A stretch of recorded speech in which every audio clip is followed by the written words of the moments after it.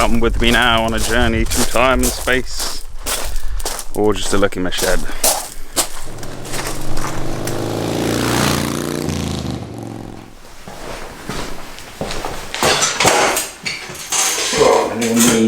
My little knee.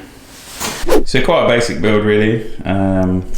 Standard front end, standard wheels, slightly modified frame at the back, electrics tray, small aluminium mudguard, little Bates tail light, LED tail light on the back. Alcantara covered seat. I made the seat pan. I usually make them out of 6mm hot rolled steel, which is this stuff, purely because it's easy to bend and you can get all the shapes, so you can follow the frame rail neatly, get the profile of the tank nice and close. You get a really nice fitting seat. Little electrics tray just underneath. This holds the battery as well. Little regulator rectifier under there. Standard carbs with ram air pod filters rejetted to suit. Standard exhaust system, ceramic coated in a burnt bronze finish, and then just at the back here I added a little bit of extra length with some internal baffles, and then kept the standard heat shield powder coated black. Frame's actually grey, you know how well you can see it. Frame's grey with a little bit of sparkle in it, just because I needed a little bit of contrast between satin black, black seat, black everywhere. So I thought, you know, we'll go for a grey frame. Standard front end, 18-inch trials tires front and rear, same size front and rear. Little mild steel mudguard that I fabbed up out of a really good condition old mudguard. Cut out this middle section, made some little struts, powder coated it black, looks real neat. Bates headlight with the brushed sort of Scotch finish that I do on everything. I'll try and get that in the camera for you. With a little grille on the front. Standard bars, got pretty lucky with the bars. A lot of the CL360s and CL350s, because they're obviously an off-road bike, people ride them through fields and down lanes and stuff and they get dropped. The bars often, the original bars often get bent. So we were pretty lucky with these ones, got a straight set of bars.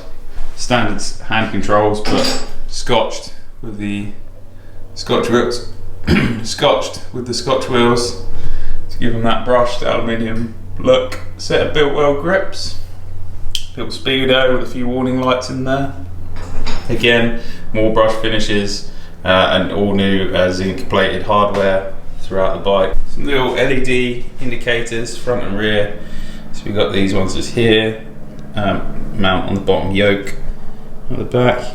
I always make sure I mount them just behind where the rear shock mounts, purely because when you're getting off the bike, when you sweep your leg over, I used to mount them further back and I've kicked a few off, so I try and get them as close as I can to this now.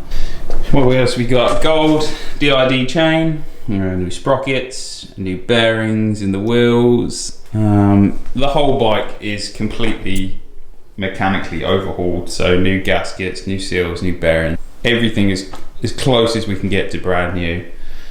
The engine was really good on this one. The bike only had 7,000 miles on it from standard. Tank was painted here by myself.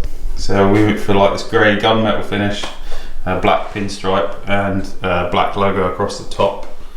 A little scotched fuel cap. So this is just a brand new chrome fuel cap, but then we go over it with the Scotch carefully.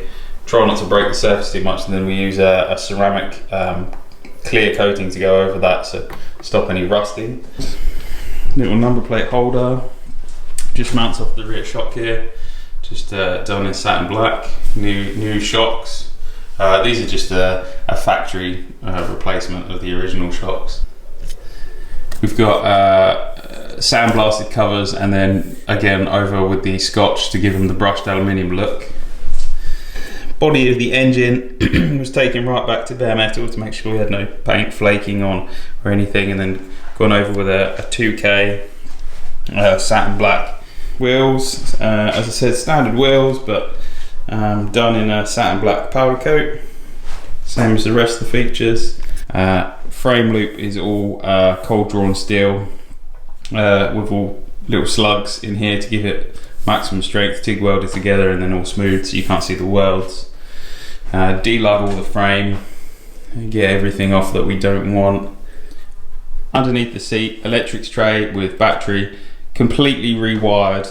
There isn't a single wire on the bike that's original, so we're trying to eliminate any wiring gremlins that might be hiding, as bikes, especially old bikes from the 70s, seem to be plagued with wiring issues. So yeah, fully rewired in-house, new battery, new regulator rectifier.